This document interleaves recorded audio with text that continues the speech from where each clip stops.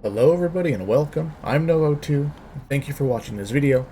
Another Hive walkthrough video. We're on veteran mode, really casual, real chill. I'm going to go pretty slowly through this mission and talk about all the sort of ins and outs of this particular ridden Hive, Sunken passages. Now, just like for the most part in all my Hive videos, I'm going to be starting off with a sort of general synopsis of this particular Hive, more detailed description of the Hive layout. I will also be showing you where the hidden achievement is in this particular Hive. And then I will actually walk through the entirety of the Hive, showing you all the stuff, giving you the tips and tricks and guidance on how to play and where the holdout spots are and things like that. Little details that we'll be going over as I walk through the mission itself.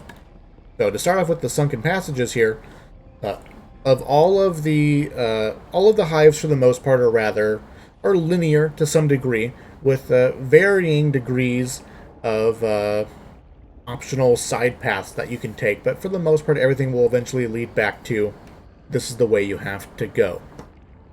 Sunken passages differs a little bit in that there's going to be 3 paths that you can take. Only one of them will be the clear and obvious linear path that will help us make progress in getting out. Because there's only one exit in Sunken passages, and it's blocked by a nest, and we'll have to follow that one particular tendril in order to get out. So it's only going down one doorway, which means the other 2 doorways, the other like 2/3 of this particular Hive, are 100% optional. There's no like, oh, I'm going down the linear path, and there'll be like a little bit of options for side looting here and side looting here. Not a whole lot of that. If you just want to go straight to the end, you can literally skip the majority of this Hive's content, making it kind of nice for getting out quickly. There is one sort of issue with that, though. Depending on the RNG of which pathway the nest is going down, will pretty dramatically increase the difficulty or not of us getting out. There's 3 passageways. I go left, middle, right for the most part, is the way I see them. I personally have been I've been finding that the leftmost passageway is the easiest and the fastest when it comes to getting to the node, as well as relatively quick as far as getting back to the center chamber, which I will now then describe what this chamber is sort of designed like. We will exit the safe room door and we will drop down. There'll be no getting back up. A nice little choke point area, which will sort of just in general lead us to a main chamber. At the center of this main chamber, there is a nest with 1 tendril, and that 1 tendril will go down one of our 3 passageways. The main chamber with a nest and 3 passageways leading off to it. 2 of them will be entirely optional, with loot and totems and potential inner hive spawns interlaced among them. That third entryway, though, will have our nest, and that will be required of us to follow in order to make progress. So 1 main chamber, 3 pathways. We'll eventually get to our node. We'll pop the node, leaving the nest vulnerable. All 3 pathways have some sort of have some sort of shortcut that will take you back to the main chamber a little bit more quickly. So you'll do a little bit of backtracking on some of them, but not a whole lot. You won't have to backtrack the entirety of the passage. You'll blow up the nest now, and we'll drop down. We will be dropping down into a final little chamber that has basically a pool of water at the bottom of it, and the pool of water will dramatically slow your movement. But just beyond that pool will be a final webbed wall blocking our extraction, and there'll be some loot behind that webbed wall. There'll be some loot in the extraction zone as well. Let's get into it now. Let's start going through this all. So most of the Hives, I think, have a drop down from the safe room where you can't get back up. This is one of them, but not all of them are like that. But this is just sort of this this general area here. This is all linear. It looks like we can go that way, but it's a dead end. That you can see the totem. That is the end of one of the 3 passages. That is the end of the far right passage, which dropping down and coming back here is the backtrack mechanic of us getting back here most quickly. I'll be doing the linear path first, but as you can see, here is our hive, and the rope indicating that once we blow up the hive, or I'm sorry, the nest, we will be dropping down to the final section of the sunken passages. But indicating our 3 pathways are the red flares. There's a webbed wall right there, a flare right there, and a flare right there. So these are our three the 3 directions that we can go in. We'll go far right first. And like I said before, I find the leftmost to be the easiest as far as getting to the nest and getting out. The other 2, the middle and the right, I feel are about the same for the most part. Here we are. Again, pretty linear path here now. Not a whole lot going on.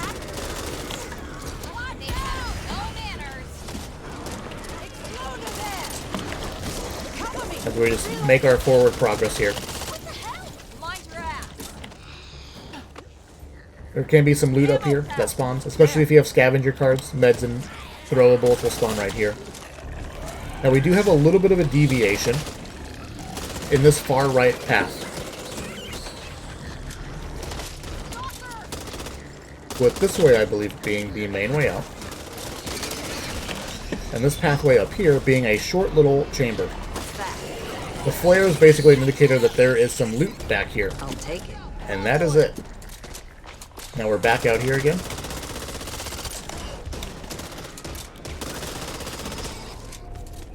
Alright, so linear path for the most part with a little chamber of loot. Super quick. I guess I should mention, I want to mention that this is a holdout spot. Nothing here can flank you, nothing can spawn behind you, so if you're fighting off a horde, great little choke point right here to deal with the horde. Let's keep making progress.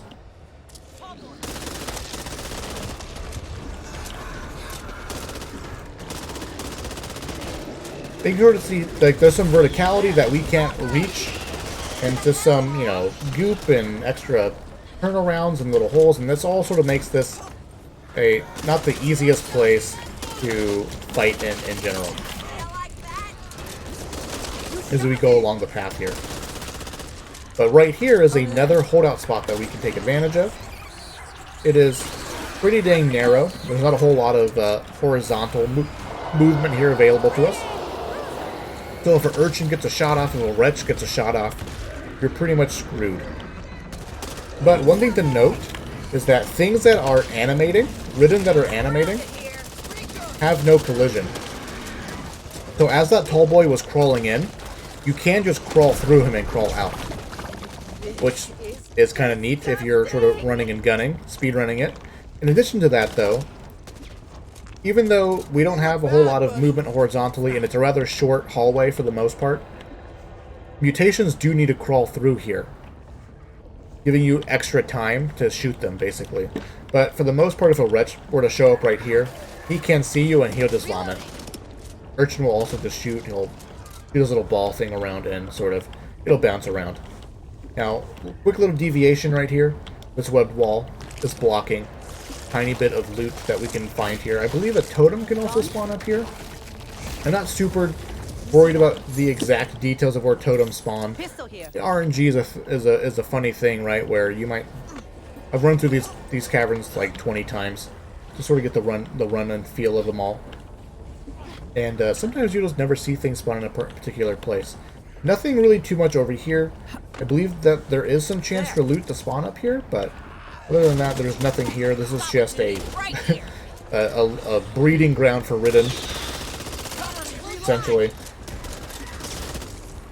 But you can sort of get along this wall and sort of get your back against the wall and protect yourself. And now we're at the end of this far right passageway. We are rewarded at the very end of it with a totem, you know, warp chest, some loot, and etc. But you guys are sort of see and feel how that passageway that we just went through, not the easiest, not the most sort of clean passageway to go through. There's some verticality that we can't reach, and some pods above our heads that we need to blow up, and nooks and crannies and things where there's a lot of opportunity to get flanked in that passageway, and only those sort of 2 holdout spots that you should be aware of. If you have temporary health and you open up a warped crate, you do not suffer trauma damage. Elite. No trauma damage suffered. Bots cannot suffer trauma damage. Alright, we'll pick that up. That's nice. And we'll keep on moving. And now we're dropping down. That's the backtracking mechanic that this particular hive has. And now we are back to the main chamber again. That was the far right passageway. We will now go through the center passageway. And I think for the most part, the center and the right are about the same in difficulty. Just don't tell anyone else, or they'll all want some.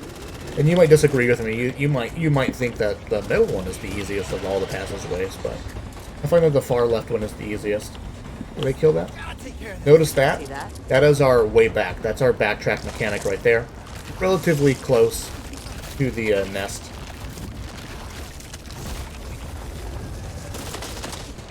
Sort of see over here, stuff going on. Yeah, a nice little cavern. And you might get a little confused, right? It looks like there's 4 ways to go. To the right is just a cave. So here's our holdout spot.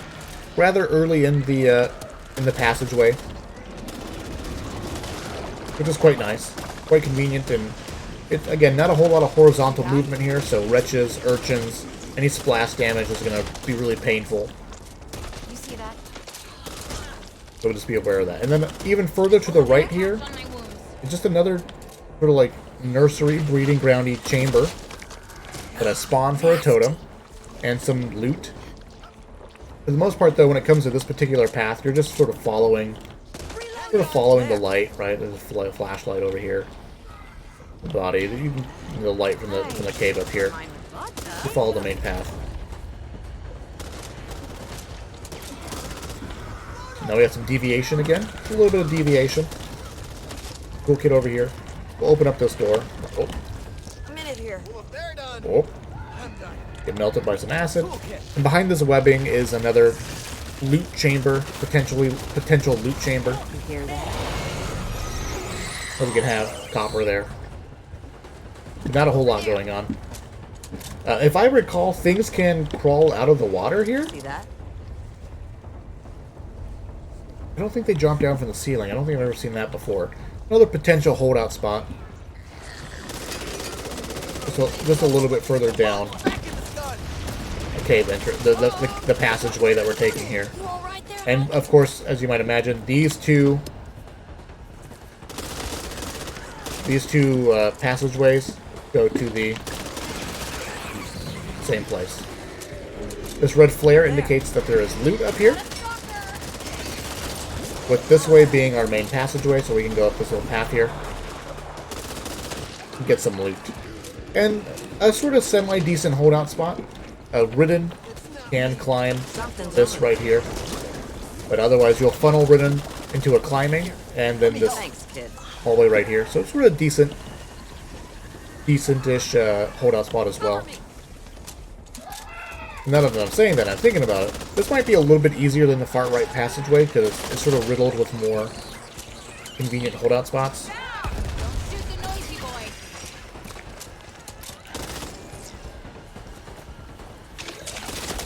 Chamber that goes around. Nothing in here really. And that ladder is our final bit of this passageway here. Again, some verticality that we can't reach, so as we're going up this passageway, there's opportunity to get flanked by stuff. And of course, climbing up the ladder, anything that is behind you could be punching you in the butt as you try to climb up. Verticality that we can't reach at the moment, so things can drop on top of your head. You sort of see this, you know, the general sense of difficulty. Things can climb up right here. It's the difficulty that the map naturally provides for us. Now we're in this big old chamber. The nest See that? would be right here. I guess I should have pointed out the right one. It's not a big deal. You follow the node to literally where it goes. It's not really hidden. But basically a big old chamber here. A little side path that you can hold out in if you need to. big chamber. Things can crawl through all this stuff and whatnot. And this is the webbing that I pointed out earlier that leads us back to the chamber. Keep in mind that things can climb up right here, so don't put your back against this during a horde event, because things will climb up right here behind us. Cover me, reloading. You can, of course, split it, you know, 2 and 2.